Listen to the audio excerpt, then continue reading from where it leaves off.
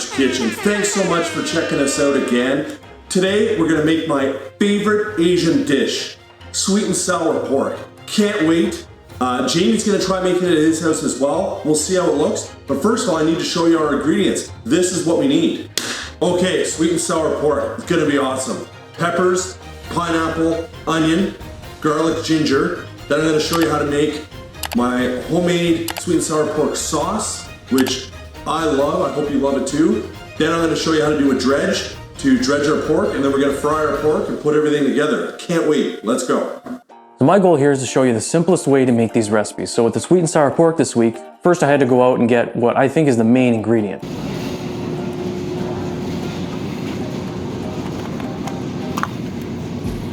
Bingo. Butt steak, shoulder steak. You may be thinking, wow, that's a lot of meat. That's because it is a lot of meat. When I cut this, I try to cut it on an angle, and it creates more surface area and cuts it nice and thin. So now that I have everything I need, I can't make it any simpler than this. So I got my sweet and sour part taken care of, and I got the pork taken care of. And doesn't bacon make everything better?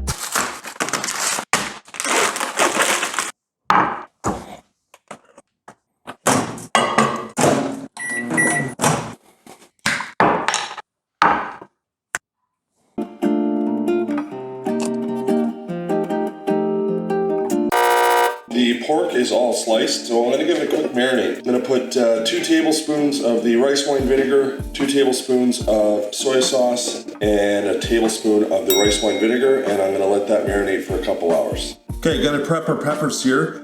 Many different ways to cut peppers, but I prefer to do it this way. And I find it really eliminates a lot of work and a lot of waste. So you'll see, once I'm done here, the core, that's garbage. Just have to clean a little bit of this up and it's good to go. So when I make this dish, I like to cut these into large chunks. I like to try to make all the vegetables somewhat uniform as far as how they're sliced. So I had chunked those peppers into roughly 1-inch chunks. So I'm gonna pretty much try to do the same thing with my onion so that everything looks pretty uniform. So basically cut an onion in half, then quarter it, and now our onion chunks are gonna be very similar to our peppers. Although that sweet and sour bacon turned out better than you probably expected, it might not be what we're going for. So instead, I'm gonna do something just right from scratch. And it all starts with my pork. So first we need the sweet. And now the sour.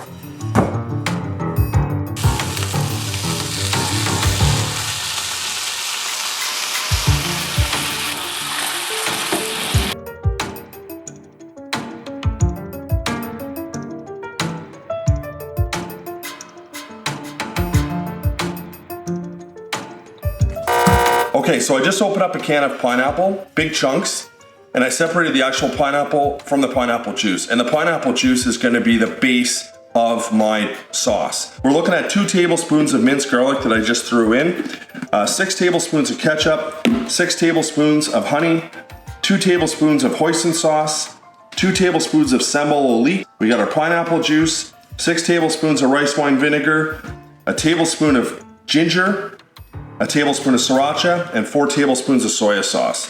Okay, so my oil temperature is at 350 degrees, and I'm gonna carefully start to put some of these pork. It's gonna take roughly 2 to 3 minutes or until they're golden brown. Obviously, you gotta be very careful.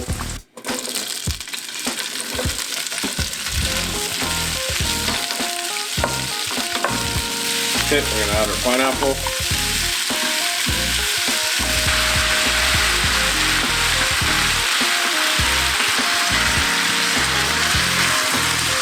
Just gonna toss this quick. Don't want to get rid of that crispiness on our pork that we gained. So just make sure everything's mixed well and coated, and we're gonna plate it up. So it turns out the sweet and sour pork chop was an unmitigated disaster. But that's okay, because after some soul searching, I went to plan C, and this is how it turned out.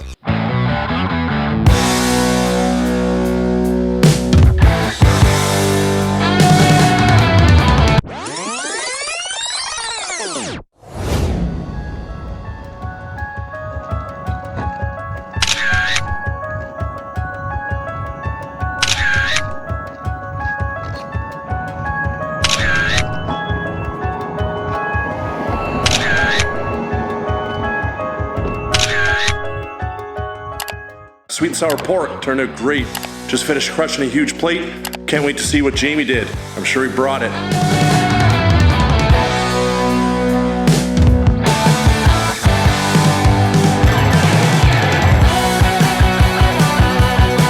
In my teeth, eh? Yeah. After a little bit of soul search. I'm gonna show you, So now that I get everything, so now that I have everything, I don't know how we can get any, why can't I say it?